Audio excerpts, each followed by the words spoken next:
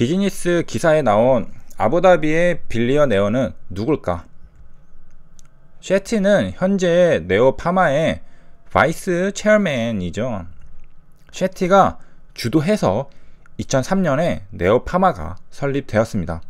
네오파마를 히스, 그의 제약회사라고 칭하고 있는데요. 런던에 상장할 거라고 말하고 있습니다. 다음 3년에 하겠다고 하는데요. 런던 스탁 익스체인지 홈페이지는 이렇게 생겼습니다. 한국말로 런던 증권 거래소라고 번역합니다. 문양과 배경색이 멋있네요. 왼쪽에는 인덱스의 밸류와 체인지를 보여주고 있고요. 1801년에 설립된 영국 최대의 증권 거래소인데요. 세계 금융시장의 주요 기관 중 하나입니다. 런던 스탁 익스체인지의 현재 트레이딩 플랫폼 기술은 리눅스 기반이라고 하네요. 리눅스는 현재 상당수의 웹 서버와 모바일 장치를 구동하는 운영 체제입니다. 리눅스는 모든 소스가 공개되어 있다 보니 누구나 사용할 수 있기 때문입니다. 아무튼 현재 네오파마는 런던 스탁 익스체인지에 IP하려는 움직임을 보이고 있는데요. 네오파마와 같은 글로벌 제약사라면 당연히 상장회사인 줄 알았는데 하시는 분들이 계실 것 같은데요. 네오파마는 정말 빠르게 성장한 글로벌 제약사입니다. 2003년에 설립되었거든요. 이제 약 15년 되었네요.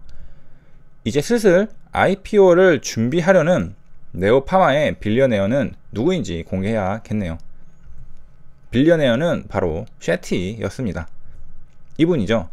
네오파마 설립하고 빌리어네어가 된 것 같네요.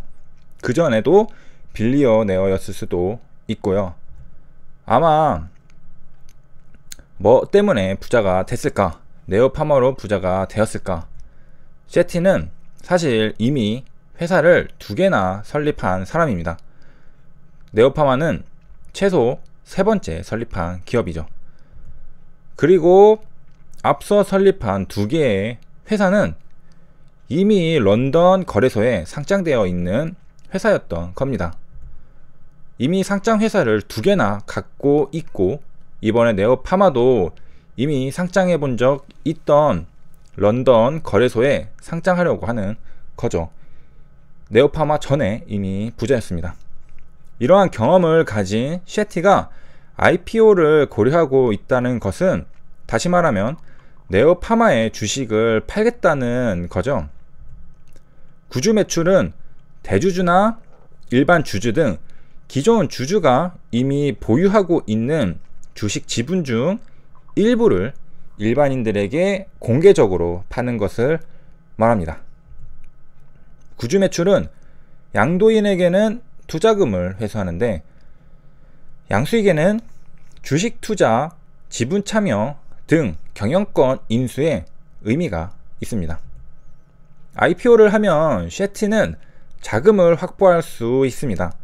그 자금으로 다음에는 무엇을 할까요? 인생을 즐기는데 사용할지 아님 다른 투자를 위한 것인지 우선 셰티는 계속 회사들을 키워서 런던 거래소에 상장하는 작업을 이어가고 있습니다. 네오파마는 그 3번째죠. 여러분들의 의견은 어떤가요? 구주 매출이 나와서 말인데 신규 상장주가 한국 시장에서는 핫한 경우가 많죠. 사람들은 신상을 좋아합니다. 상한가를 가기도 하고 최근에는 점상도 봤던 것 같습니다.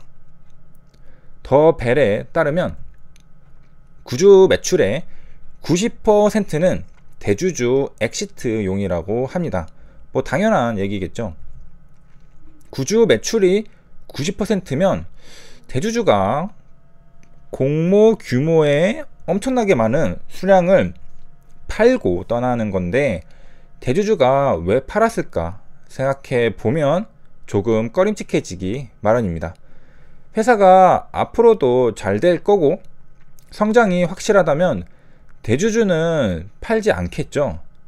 하지만 IPO를 하면서 대부분의 주식을 판다는 건 대주주가 이 회사의 미래 가치보다 현재 이 정도면 충분히 고평가다 라고 메시지를 주는 것과 다르지 않습니다.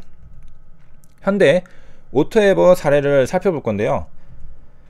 2019년 12월 31일 기준으로 주가는 5만원으로 상장되어 있습니다. 상장이 지금 되어 있는 거죠. 사업의 내용을 살펴보면 영위하고 있는 사업은 ITO라는 IT 아웃소싱과 SI라는 시스템 인테그레이션이 있습니다. IT 회사라는 걸 알 수 있는 부분이죠. 공모할 당시 소개도 현대차 그룹의 시스템 통합 SI 업체로 소개가 되었는데요. 주주에 관한 사항을 보면 현대자동차, 정의선, 기아자동차, 현대모비스 등 계열사들이 많은데요. 합쳐서 지분이 90%에 육박합니다. 기말에는 76%로 낮아졌지만 최대 주주의 비율이 높은 기업입니다. 공모 규모는 최대 1,500억 원에 달할 전망이라고 하는데요. 기사는 2019년 2월 25일자입니다. 2019년 12월 31일 기준 주가 5만원에 현재 시가총액은 1조 500원대입니다. 구주 매출 비중이 90%에 육박한다는 것은 아까 재무제표 주주 지분이 90%인 거랑 연관이 없습니다. 좀 헷갈리셨을 텐데요. 전체 시가총액의 90%에 해당한다는 게 아니라 공모 규모 1,500억 원의 90%에 해당한다는 겁니다. 공모 규모는 1,500억 원에 말이 오고 가고 있었고 현대 오토에버의 몸값은 1조 원이 언급되고 있었습니다. 2019년 2월에 나온 이야기들인데요. 공모 구조는 아까 본 구주 매출 90%에다가 신주 발행이 약 10%입니다. 구주 매출이 90%면 당연히 나머지 10%는 신주 발행이었겠죠. 구주 매출은 기존에 있던 주식을 파는 거니까 주식의 소유자만 바뀌는 겁니다. 기존의 대주주가 IPO를 통해 기존의 주식을 다른 투자자에게 매도하는 거죠. 다른 기업 입장에서 새로운 돈이 들어오는 것은 아닙니다. 그럼 기업으로 새로운 자금이 들어오는 건 신주 발행하는 10%에 해당하는 수량인데요. 공모 규모가 1,500억 원이었으니 여기에 신주 발행 10%인 약 150억 원이 기업으로 유입되는 자금이 되겠습니다. 시간을 좀 더 과거로 돌려 사례 하나만 더 살펴보겠습니다.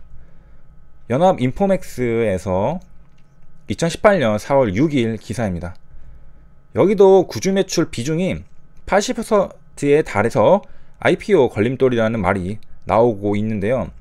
구주 매출이 80%란 건 신주 발행이 20%라는 말과 같고 회사로 유입되는 자금은 공모 규모의 20%에 해당한다는 말과 같습니다.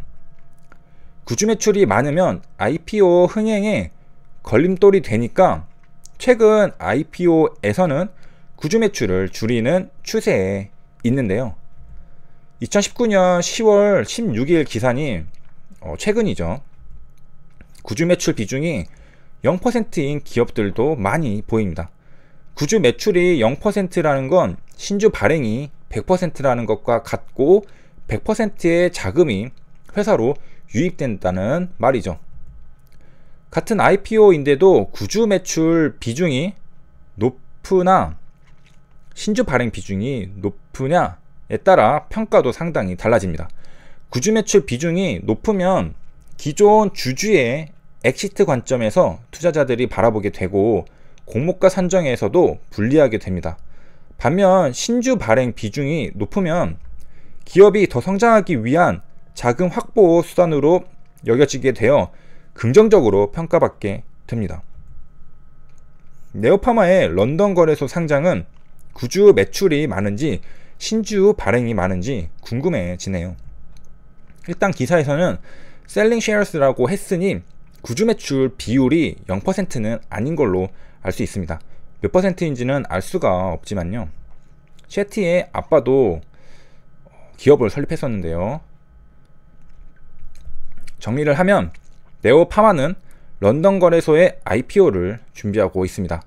구주 매출 비중이 높으면 셰티에게 자금이 들어오고 이것으로 무엇을 할지 행보가 궁금해지는 게 있고, 신주 발행의 비중이 높으면 네오파마에게 자금이 들어오고 이번에 셰티가 아니라 네오파마가 이 자금으로 무엇을 할지 행보가 궁금해지겠습니다.